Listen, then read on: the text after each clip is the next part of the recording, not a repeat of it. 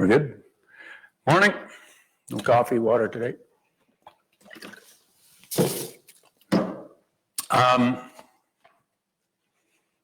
Morning.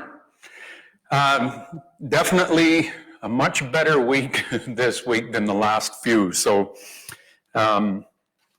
hopefully a little more positive news for today. But as usual, first thing I want to do is a big shout out to all our frontline workers that are dealing with this. All the healthcare staff, EMS, police, fire, everybody involved, all the home care people that are going directly into people's homes. So huge shout out to them. And on that end, tomorrow, May 1st, is our Healthcare Heroes Day that the town has proclaimed, going through with High River Hospital Foundation. So tomorrow evening at 7 p.m. Now this has been going on, I think, on every Saturday, 7 p.m. Everybody bangs their pots and pans, but because it's Healthcare Heroes Day, being tomorrow, Friday, 7 p.m., want you out on your front steps and bang the pots and pans, and the kid will probably have a drum kit out front, but whatever it takes, whatever you use to make some noise. The town's got our 2 sirens, so they make some noise, so we're going to fire them up for a couple of minutes. So don't be freaking out. It's just a recognition of our Healthcare Heroes Day. So be involved with that, please. It'd be great to have everybody doing that tomorrow evening at 7. Another one that I want to touch on is community of Fort McMurray.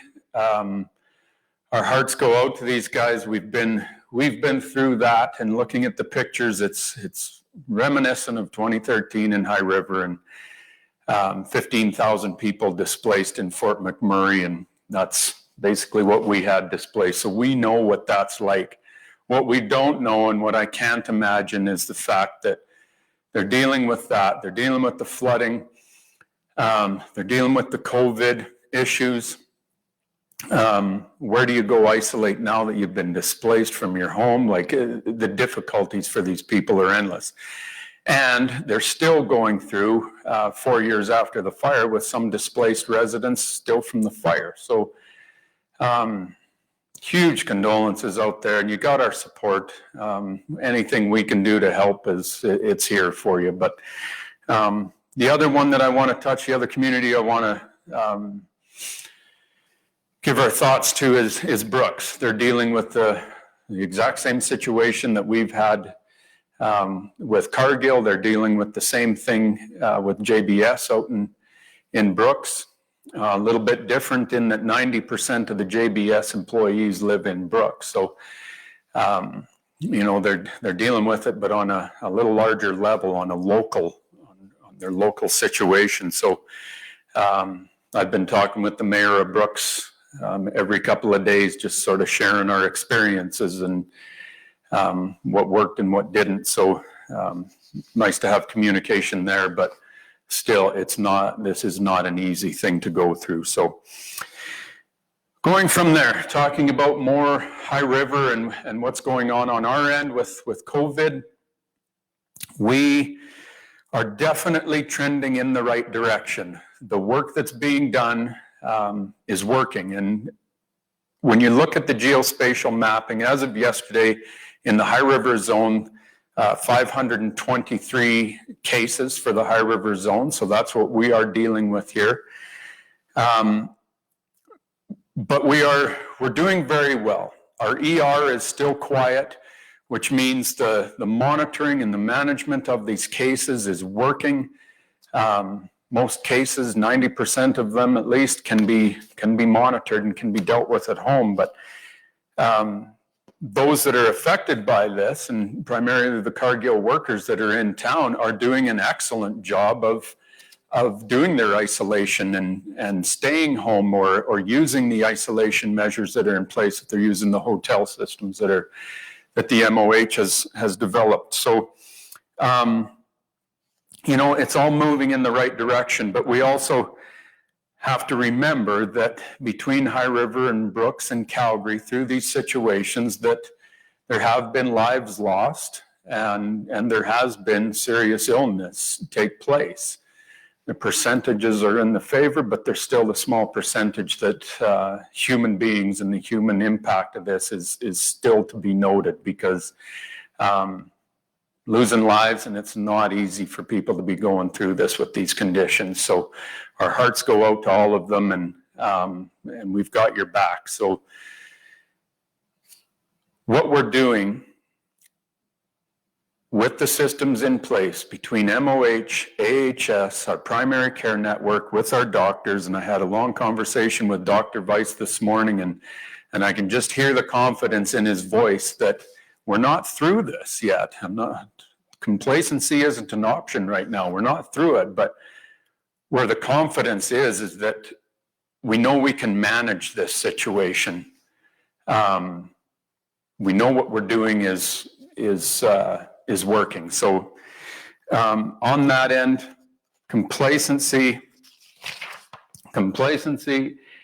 is definitely not where we want to start heading right now. The provisions that we've put in place, the social distancing, the not having mass gatherings, hand washing is critical. Masks are proving to be more and more essential, especially in the working environments where you're close with people. So I know I've been on that. There's people that agree with it. There's people that don't. You need to do your own education on it, but there's definitely benefits, and that's what we're seeing in a lot of these cases, that when we look back and go, what should we have done? Well, we know that close contact with other people, a mask is definitely beneficial. There's just no getting past that. When we're talking about the complacency, and back to the assume or pretend you have it, assume the others around you have it, and act appropriately, it's still all in place, and we still need to be serious. We still need to protect each other. We're doing great. We know we can get through this now. We've got the confidence, but let's just keep going.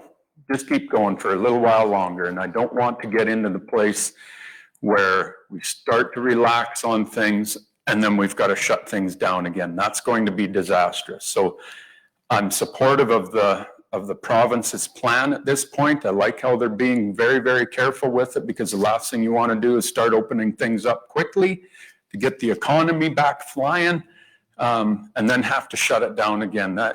What that would do to our businesses and our entrepreneurs would be devastating. I think it's important just to be patient. We're in this now a little while longer, and let's do it responsibly. On that end, the High River Business Roll Call. So this is a initiative that the High River Chamber of Commerce has taken on to support our local businesses, not just a business continuity thing, but it's a place for residents to go to see what businesses are doing and how they're still operating, whether it's home delivery or pickup, curbside, these kinds of things. You can go on High River Business Roll Call. It's on Facebook. Join up and you can follow, and all the businesses are sharing what they're doing, and they're communicating with each other to support each other and find out what's working and what isn't. So those are critical pieces right now. Your mental health. I'll tie in mental health and media, because media can definitely mess with your mental health. So, and I want to say something. When I talk media, I don't mean our local media. I always get caught because I get interviewed by the CBCs and the Globals and everything, and some of them can be very, very aggressive. I do want to shout out to High River Online with Russell Skeet, the High River Times. Dan's doing a great job, and Okotoks Today. Bruce Campbell's doing a fantastic job. They're all keeping the message nice. They're not trying to stir things up that don't exist. They're doing a great job. When you get the bigger media outlets, they like to poke things a little bit, and that can definitely get frustrating for me. But a huge thank you to all our local guys, because you have a massive voice in this town, and what you print and what you say and how you spin it can have drastic effect. So thank you to all three of those individuals. Your mental health. I want to be clear on the support systems and how critical it is to be cognizant and aware of where your mind is. Mind's a bowl of mush lots of times going through this, and I have to talk, and Lindsay tries to rein me back in, which always isn't the easiest thing to do.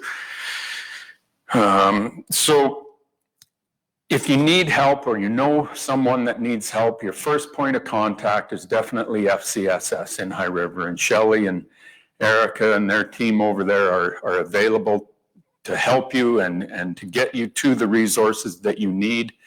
Our website, highriver.ca, also has a wellness calendar on there to help you manage things and just to keep some awareness about that. And because the last few weeks, the stress and the anxiety levels have been high. They've been very high sometimes. And we've got to have each other's backs through this and managing that. And, you know, yes, we're seeing things starting to flatten off here, but it doesn't mean the stress and the anxiety of all of this has gone away. Feels better, but not great yet. So back to what the town is doing. Actually, I'm going to rewind a little bit. So there's the wellness calendar for you. That's on the Town of High River website. So check that out. It gives you some tips and some awareness pieces. I'm going to go back to our long-term care facilities and just to give you an update on what they're experiencing and what they're dealing with. So number one, on second floor at the High River Hospital, there are still active positive cases up there, and there's been a few more since the last time that I've spoken to, but they're managing it.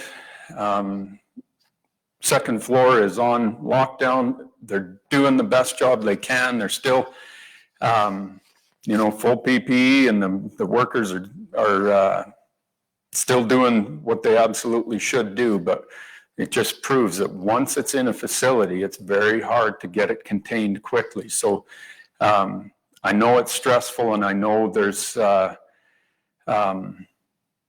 lot of work to be done yet up there, but I want everybody up on that's working on second floor to know that we've all got your back. We understand, and we know for sure that you are doing everything in your power to do the best thing possible for the residents out there and their families, because this does not affect just the resident that's positive and going through this. The impacts through with the families outside of the hospital are immense, and they're devastating, and they're stressful. So, but we've got your back up there.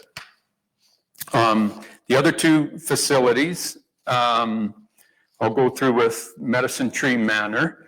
They had a couple of 2 or 3 employees that were contact related with Cargill. They all 3 of those tested negative. They have tested a number of their staff who have received negative test results. Everybody remains under a 28-day quarantine, but the Medicine Tree Manor has lifted its probable outbreak status, which is very, very good news. And shout out to Lauren and her crew that's working over there as to how they've managed this and contained this. They are doing a fantastic job. So shout out to you, Lauren, and those that are involved, because that's excellent, excellent news. Over to Seasons. Sorry, I got an update just 2 minutes before we started here. So Seasons Care Center, to date, they have tested 63 residents and received 40 negative results, and they're still waiting on the results of the other 23. So things are looking good that with 40 negative results. They had 8 team members test positive who are all isolating at home and recovering. And they're happy to report that 59 team members were tested and tested negative. So more good news. That's directly from Neil Young, the general manager over at Seasons. So resident testing is happening over at Seasons. So and trending in the right way, the way we want them to. So very brief. Back to, I know I'm jumping around a little bit here, but that's kind of the way my notes look too. So back to more contacts. So FCSS in town is a main contact. If you need, they can spur you off to where you need to go. But CCIS is also a key component that a number of these individuals are familiar with. Primary Care Network, they are available. FCIS in town, for those people with Lisa and Rick and their team to support the immigrant services that are needed in this town, they're always available, and you can phone them first. You don't have to go through the regular change. Just phone who you have a relationship with or you have contact with, and you'll get directed from them. All of these people have the same resources available. So that's very good news. Back to the town services. So to help people in town that are needing to self-isolate or just want to be, if you're a healthcare worker and kind of don't want to be in the home, we have relaxed the, and this comes down from the province, but we are making it clear to the community.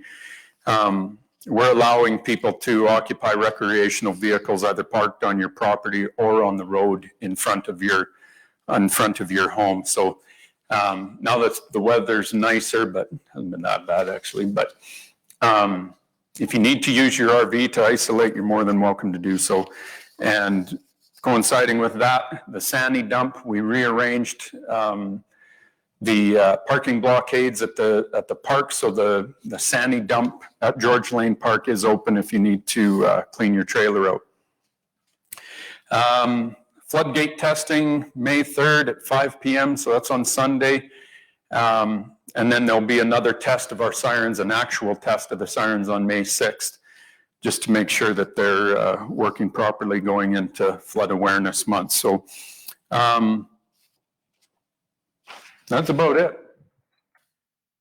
We're looking good. Southwest Berm, things are starting there. Center Street's moving ahead, so normal stuff is still happening. So I'll leave that at that. We got any questions? Yes. How is the community spread not related to Cargill? How is the community spread? Unrelated to Cargill. Unrelated to Cargill. Interesting question. When I talk about Cargill and Cargill related, those are tests that have been made that are directly linked to a Cargill employee. So whether you're somebody that carpools with them or somebody that lives with them, that's it. So it's very hard to go outside of that and directly trace some of this stuff. So I guess you can make your own assumptions of all of that, but again, this isn't just related to Cargill. It can come from other areas. So how another person that has no relation to Cargill, how they got it, well, we'd have to trace back and look at that to see where that came from. So, and that's the important thing with this testing is, you know, some people were frustrated that they couldn't just go and get tested. Well, without symptoms, with symptoms, we want you to get tested so that we can trace back and find the cluster if there's a cluster that was involved with it. So it's a hard one. I understand there's some frustrations there because everybody wants to pin these cases to something, and it's very difficult due to privacy reasons, et cetera. So. Do you have some advice for people that want to go outside, how they can do so safely and explore the green spaces in the community? Yeah, you can explore the green spaces in the community. You can be outside. What we're recommending to do is be within your family unit.